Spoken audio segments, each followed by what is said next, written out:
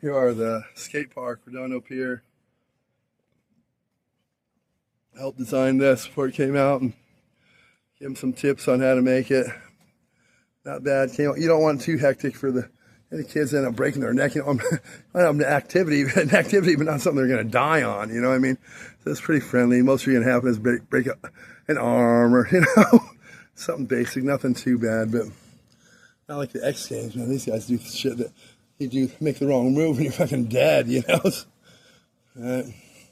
Hectic stuff, flying 60 feet in the air on your skateboard. Now I'll pass on that. And this is typically a rust. These should be a big rust thing here, yeah. Other Earths, I think what they do, they made it look rusty, give it that kind of, beach rusty look. You know what I mean? This looks really clean. Most of the Earths, you'll see this whole thing here is a real rust bucket. This looks clean. I like this better myself, but I think they actually make it look rusty. The others give it that more beach look, rusty beach look. Maybe, I don't know, that's what I think, but I was wondering why they don't fix it. Probably because it's for that reason, Is it that it's been riddled by the salt water, the salt air. Owning a car, if you live at the beach, me living at Esplanade for so many years, raising my kids there, if you don't wash your car 3 times a week, or at least hose it off 3 times a week, the salt air, especially in the morning and stuff, the mist, it's in the air. It gets in the nooks and crannies of your car. And if you're not washing it and rinsing it out, it starts eating away. It'll start eating away your car. So before I bought my last car, Chrysler, Daimler, half Mercedes, half Chrysler, auto stick, all-wheel drive, climate control, upgraded stereo, all that stuff. 3 rows of seats, had infrared beams that measure the temperature of the driver and passenger to adjust the climate according to your temperature. So if someone came back from jogging, it would adjust it more cooler for them and so forth. And but I originally wanted to buy, believe it or not, a Saturn, because back then they were made out of plastic. One thing that wasn't plastic on them was the hood, because the hood's above the engine. Can't have plastic, right? So it was metal, and then it had galvanized metal to protect it. That's the only thing that wasn't plastic. And I wanted that because typically you're on the beach, if you're not going to wash it all the time, before your car's even paid off, it's rusting. Not too cool, you're still making payments, it's a rust bucket, We all get a Saturn, they'll take care of that, right? Well, they pushed me on the Chrysler, Daimler meaning Mercedes and half Mercedes. They only made it, I think, 1 year, the bottom chassis Mercedes, so it had all those features and handled really well and stuff. There's a beginning of the what do you call it? Sports utility vehicle, SUV type of thing. It's a little bigger than the average SUV. But it's a good car. Not the best gas mileage, We got quality seafood. And live crabs. That's why they give you the hammer. They might run off your plate. You gotta. No, I'm joking. They're live here, and yeah, you pick the one if you want. The Chelada Deluxe. I like the regular Chelada. Chelada Deluxe is pretty good, but I like mine with extra cheese and kind of like a burrito, enchilada burrito type of thing. Pretty good. The Chelada. Chulada. Some of these crabs that these places go to, they're breeding them. We can save costs. I read it online. You breed them in the swimming pools. These crabs are this big around, like silver dollars. They're all white. It's like, what kind of crab is that, man? They're supposed to be like that, a big orange thing, a monstrous, meaty white meat, right? Like little white silver dollar looking white colors. Mass produced in swimming pools, They just don't cut it, I don't really, I tried crab once, it's not my thing. I don't eat shellfish. I don't eat any fish really. I'll eat halibut or tuna. That's about it. Or I've been known a couple of times to get the shark steak sandwich down there at Captain Kidd's. That's your good old Columbia boat, as you can see that. Pretty popular in the day. Pretty cheap boat to get. It's a fiberglass boat. I grew up with boats in the harbor here. Taught myself to sail at age 12. I used to bring the dinghy out, strap the outboard to it, right? Bring the dinghy out from King Harbor or Portofino, whichever one we had it. We had 2 sailboats over here. We had one in Marine Del Rey yacht, Islander. Bring the sailboat over here, and there's one part was almost like open water from the Edison plant. We sailed across the street. There's a turbulence thing as you're coming through over to this side from the harbor. It's a little open. It shot water out from the bottom of the sea. It created a whole turbulence. And the kid in the dinghy, I can feel here to get flipped. They're a little hairy, you know. I tie down somewhere here and go up. You go somewhere over here, you find somewhere to sell you corn on the cob with, you know, butter and salt for like 40 cents. That was cool. One time I said, okay, screw the dinghy. The one boat is a 21-foot sloop sailboat. Kind of like that little, maybe a little bigger, same as that little Columbia back there. It sleeps 6 tightly, you know, and fiberglass boat. And I said, I'm going to take the sailboat out. Screw that. I'm going to strap this outboard to the sailboat. I strap it on. I'm 12 years old, going out. I go out to the sea. I remember hearing that if you don't have your sails up and you go out on the sea, you don't take a sailboat out on the sea without sails up, because that's what stabilizes it. You get tossed about. Sure enough, I went out there and the thing go, I said, shit. So I learned if I pointed straight out towards the tide, come straight out at the wind, I wasn't getting tossed about. Okay, here I go. I'm on a roll now. Heading straight out. All of a sudden, and the ocean stalls. I'm like, fuck. So I'm pulling the thing. It's not starting. Well, shit. I'm drifting closer to the break wall, right? Ready to hit the rocks almost. Shit. I open the gas tank top. It's out of gas. I should have checked. Okay, I'm going to get in a lot of trouble here. This fiberglass boat's going to shatter it's going to turn into shattered fiberglass, right? I can't have that. So I know the jib is always usually underneath, and the boom on the boom is the main. So I knew I pulled the rope, pulled up the main. Whoosh, it caught the wind. I stabled it up. It felt nice and stable. Start sailing in. As I came in this way, I had to tack a bit. I did it. Turned into my little lane. And right before my slip, I dropped the sail. If you drop it too early, you don't make the turn. Drop it too late, you see the front of the boat, like right there.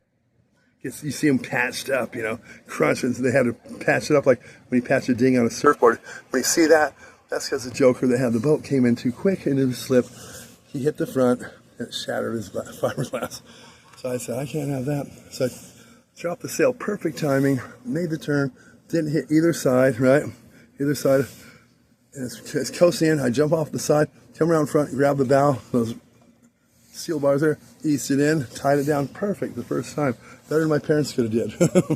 My very first time, yeah. Well, sailing's not all that hard, you know. So, taught myself to drive at age 12. My mom, we had a 6-shift Mazda. My mom would, we'd go to the supermarket. I was in 6th grade. I'd say, leave the keys in the car so I can listen to the radio. Oh, sure. So I learned how to drive a dirt bike, a mini Enduro 60 when I was in 2nd grade. Never stalled it once, right? I knew the clutch was in your hand, shifting was at your feet. A car is the opposite. Shifting's in your hand, clutch is at your feet, right? So I ran it through. I said, I could do that. I never stalled once. Starting off, I'd go first and second gear around the parking lot when she was shopping. I'd come back and I'd park it, and she'd come back and never know, right? Except one time, I did it. I came to my parking spot. Someone had taken it. I was like, shit. I had to park next to it. My mom came out and she's like, wait a minute. Weren't we? She's put her hand on her head like, wait a minute. Weren't we parked right there? I was like, no, I don't know. Oh, I could have. Wow, this is weird. I could have sworn we were parked right there. And that time I took the sailboat out like that. A few days later, she went out to check on the boat and saw that someone took it out. She, in the other room, because my brothers were older, in the other room talked to my teenage brothers saying, did you guys take the sailboat out perchance? No, why? Because I went there and it looked like someone had taken it out. I talked to Uncle Mike. He said he didn't. No, we didn't. She didn't even bother asking me. Because I didn't seem like someone that would do it, you know. I wasn't of teenage status there, partying and stuff like that. I was, you know, a pretty mild-mannered, you know, young guy. She didn't even suspect me. Yeah, so that's pretty funny. Didn't even ask me. My brothers were kind of wimps. They wouldn't do that. You kidding? I was a little more wild, not in a bad way, but, you know, flying off jumps on my motorcycle, stuff like that, you know. Here it is, the Lucy Foss. And the other one was another Foss on the other Earth. They got another Foss boat. Looks similar but smaller. The spy base. The highest tech spy equipment, as you can see here. This is the very latest in technology here. The watch with the camera. Or the CCTV camera with infrared. That's kind of old school stuff, let's face it. You know, black and white photos, you know, but see, you learn. I'm guarding my perimeter. I put the cameras up high where no one can get to them. I can see everything that comes up. Then comes the Joker with the Richard Nixon mask, right? He flips off your camera, looks up at it, flips it off. He breaks his laser pointer out, points it out. As soon as the laser hits the camera lens, it fries the chip instantly and fucking destroys the camera. Makes his way to the net. God damn it, I spent $4,000 guarding my perimeter. He put it up high. All four of them blew out at once. I don't know what happened. I'm going to return them. Well, what was the last thing it showed before it burnt out? Well, let's play it back. Some guy in a Richard Nixon mask flipping us off. It could be funny, you know. So, sport fishing and whale watching. You see, they're going to make you think that you go on one of these boats, see the bloody deck with mackerel and all these fucking fish guts all over. It's worse than that. They want you to think that this busty blonde chick with the big boobs and her blonde friends and stuff are going to greet, you know, they're not going to be on the boat, people. Just use them for the picture, you know. You won't see that. You see some old men with, you know, filterless Pall Mall cigarettes and, you know, blood and guts on the deck. Nothing. You're probably going to get seasick, because when you smell that shit and you're out in the ocean, you get seasick, you know, let's face it. Bring your Dramamine. Better off, don't even go on it. You know? Go on a real fishing boat. We're out in San Diego, we're catching tuna and stuff like that, right? And that's good, you know. I'm not going to eat it raw. My best sushi is shark sushi, you know. Raw shark's the very best, you know. No, actually, my best restaurant for sushi is Desert Sushi in the Inland Empire. No, I'm joking. Sushi's got to be fresh. For the freshest in the Inland Empire, Desert Sushi, that's got a bad ring. No, thank you. I ran into the New York NYPD. I was like, fuck you guys, man. You guys are assholes. Oh, are you talking shit to us? We're going to wrap your head. I said, no, you're late on the pizza. Well, then, we worked it out, you know. But on the way to, what do you call it? Las Vegas, you got the NYPD. It's the New York pizza delivery. Sometimes they're a little late, you know. Oh, shit. You got the whiskey tango, the Wango Tango. Right? Ted Nugent sang the song, Wango Tango, Wingo Sing Ba. And you put your butt propped up and your belly propped down. I think you're in the right position now, but honey, wait a minute, up ahead, I think I see a garage. That looks like a garage. Go ahead, get it in. He says, pretend your mouth is a Maserati. It's a Maserati. It's a get it a hot. It's a Maserati. It's a fast one too, baby. Damn thing's turbocharged. You feel like you're ready for some fuel injection? Oh, it's a funny song, the Wango Tango. And part of it, he'll change the words. Wango Tango, because as a reply to the disco days, you know, a lot of Italian chicks in the East Coast and stuff were into the disco and stuff, and the Wango Dango, Wango Tango. So he basically sings a song that he puts them in a sex position. You know, pretend your mouth is a Maserati. It's a hot one too, baby. It's a fast one too, baby. Damn thing's turbocharged. Are you ready for some fuel injection? Oh shit! I gotta entertain myself. No one else is. The tipsy, got a little tipsy. He's so up when he got a little high with a line. So he named his other boat the High Liner, right?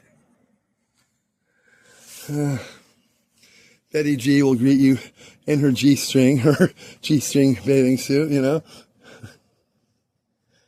All right, and then this was the one, the Land Sharks bought this. Naja was pretty cool. Mideast chick made a pretty good chicken kebab. That was good. I like that. Sometimes you get old chicken, get a little headache and a little sick, but it still tastes good, you know. The Dingy Deli, all right. She runs a singles get together, kind of like Dottie on Catalina, right? Another one of those deals. Wine Club, the pickup party, pickup party, all right. And yeah, catering businesses. A lot of these women, they get a pretty good alimony. They got to come up with a business how they really get there. They want, how do you make your living now? How do I get alimony? They don't want to say that. So I run a catering business, a dating business, you know, open a clothes store, you know. It's all good. Oh, it's atomic junk, you know. Yeah. Yes. Wait a minute, that's zone. It's in the residential area. 600 block. What? Let